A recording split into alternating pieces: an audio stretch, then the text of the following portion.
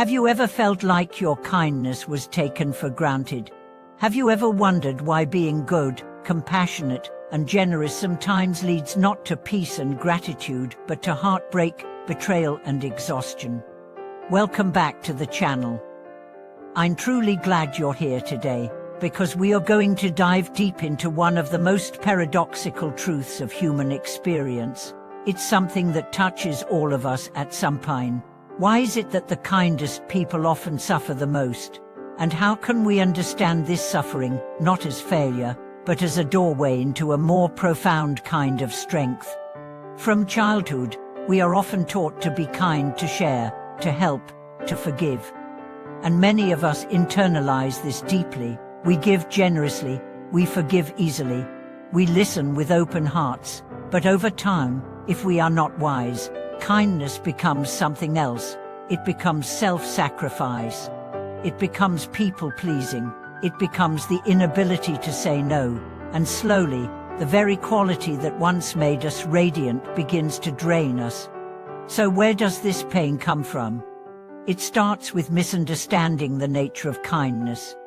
True kindness is not weakness. It's not about always saying less. It's not about absorbing the wounds of others without boundaries. Real kindness has strength. It has clarity. It includes the courage to protect your own energy and truth. Let's explore a story that illustrates this. There was once a woman named Clara. She was known by everyone as gentle, nurturing, and generous. She helped her co-workers without being asked. She took care of her elderly neighbors. She gave money to struggling relatives. On the surface, she was a role model of goodness. But inside, Clara was exhausted, resentful, even angry. Why? Because her kindness had no boundaries. She said yes when she wanted to say no. She avoided conflict even when it hurt her. She gave from an empty cup, and worst of all, she believed that suffering was part of being good. It wasn't until she experienced burnout and had to take leave from work that she began to see the truth. In therapy, she explored a childhood where love was earned through caretaking. She realized she wasn't being kind out of joy, she was being kind out of fear. Fear of being unloved, fear of being rejected, fear of not being enough. This was a turning point. Clara didn't stop being kind, but she started being kind to herself first. She learned to say no without guilt. She began to rest. She practiced speaking her truth, even when it was uncomfortable. And as she healed, she discovered something profound. Real kindness doesn't drain you, it energizes you. Because it flows from wholeness, not from the need to be needed. This is one of the deepest lessons we can learn. That the pain of kindness does not come from kindness itself, it comes from distorted kindness, from kindness without wisdom, from love without boundaries. In Buddhist teachings, compassion is one of the highest virtues, but it's not sentimental compassion. It's not indulgent compassion. It's discerning compassion. Imagine a mother whose child is running toward traffic. Does she smile sweetly and say, "Do what you want, I love you"? Of course not. She shouts, she runs, she may even grab the child forcefully. That is compassion with strength. That is love with wisdom. In the same way, our kindness must include the ability to say, "This is not okay. I will not let you harm me. I need space to care for myself." Because here's the truth, if your kindness costs you your well-being, your peace, your soul, it's not kindness, it's self-abandonment. And self-abandonment cannot lead to true love or peace. Let's go deeper. Many people who suffer from the pain of kindness carry unhealed wounds. They may have grown up in environments where love was conditional, where they had to perform, help, or please in order to be accepted. So in adulthood, they repeat this pattern. They give and give, hoping to finally be enough. But no amount of external approval can heal an internal wound. The healing must begin within. It begins by affirming, "I am enough even when I rest. I am worthy even when I say no. I am lovable even when I disappoint others.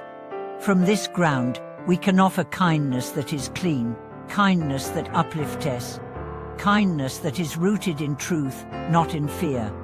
And when we do, something beautiful happens. We stop attracting people who exploit us.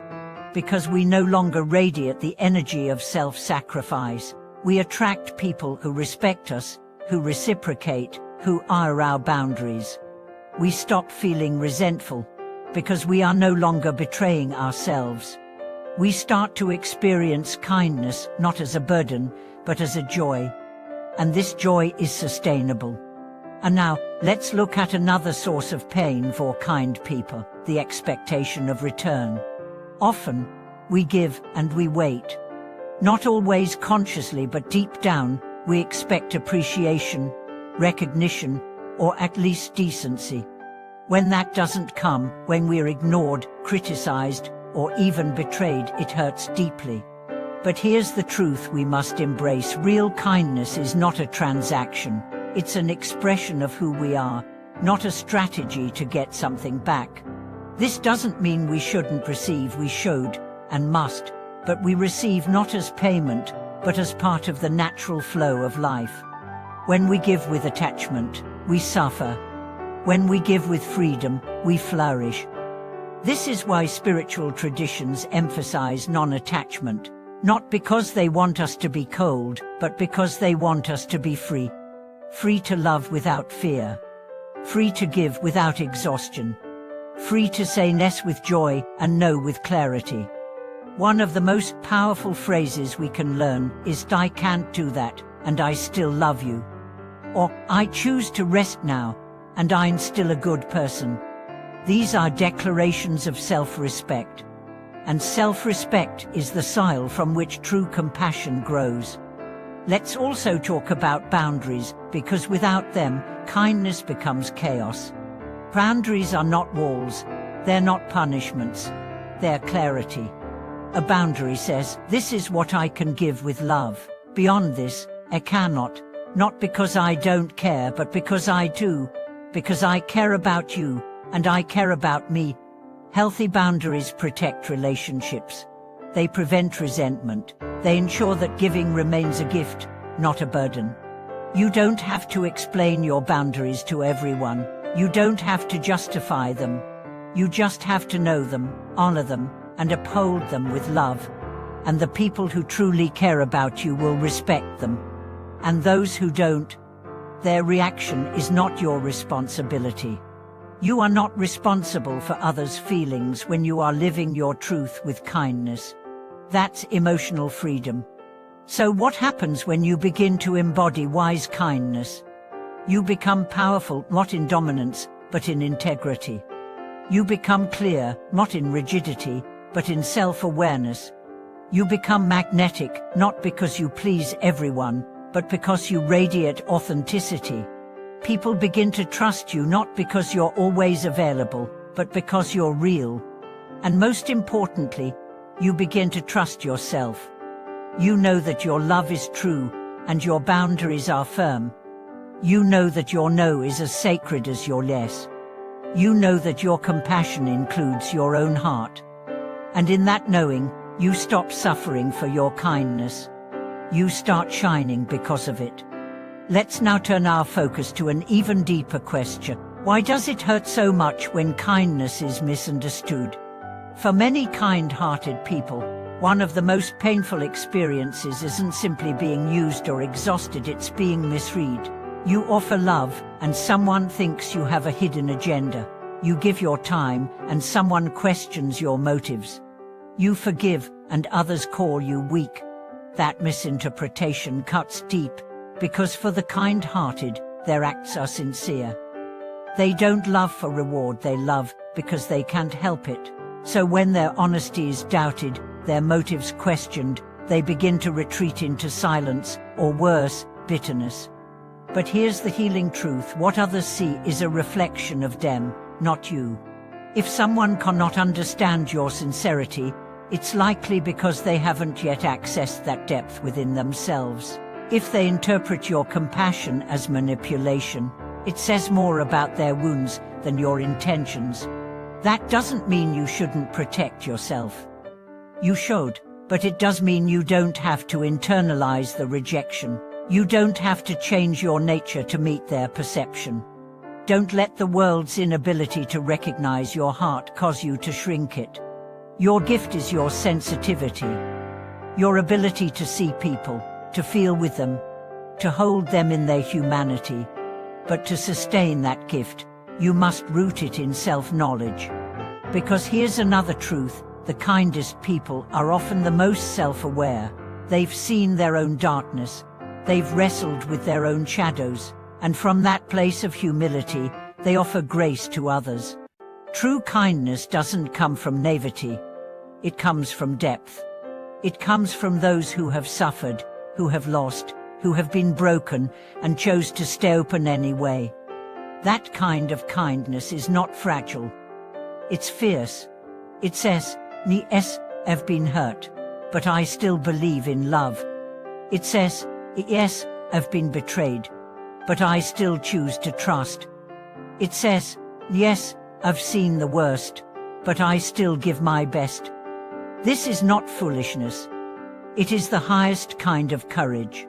But even the most courageous heart needs nourishment. No tree grows without soil, without sunlight, without rain. So ask yourself, where do I go to be refilled? Do you have places, people, practices that restore your energy?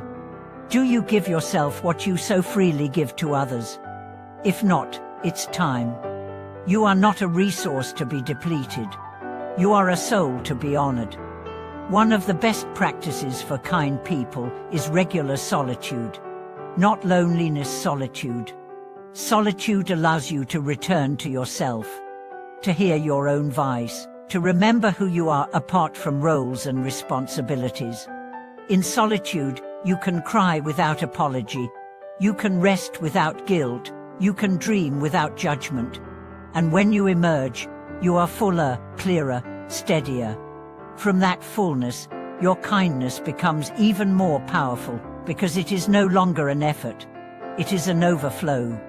Let's also talk about another layer of pay, the shame of changing.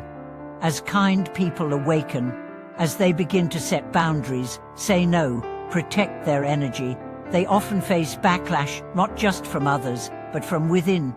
The old self whispers, "You're being selfish, you've changed, this isn't you."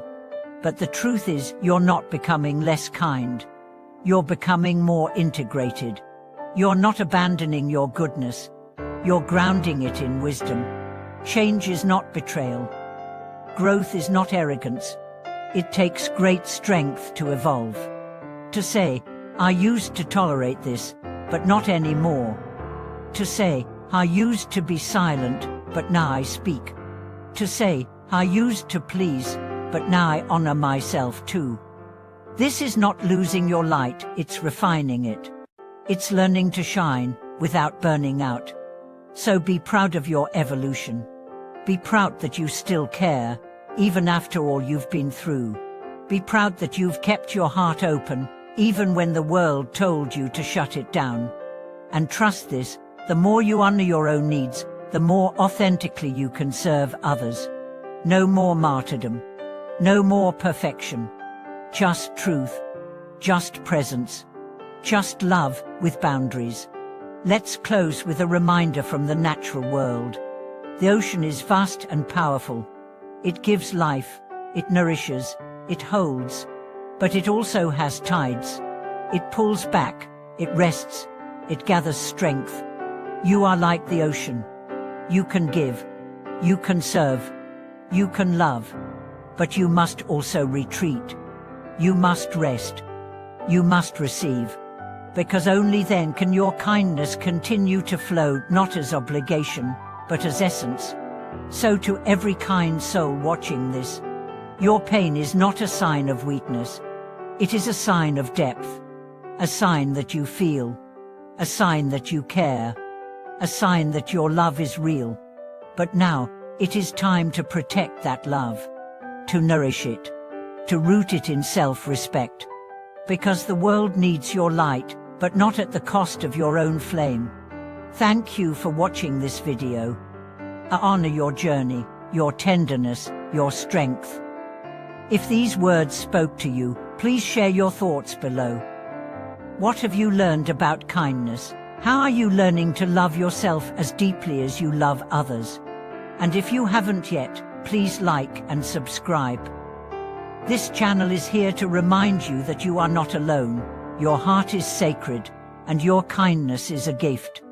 Until next time, may you walk with grace, love with wisdom, and rest in the quiet power of your own inner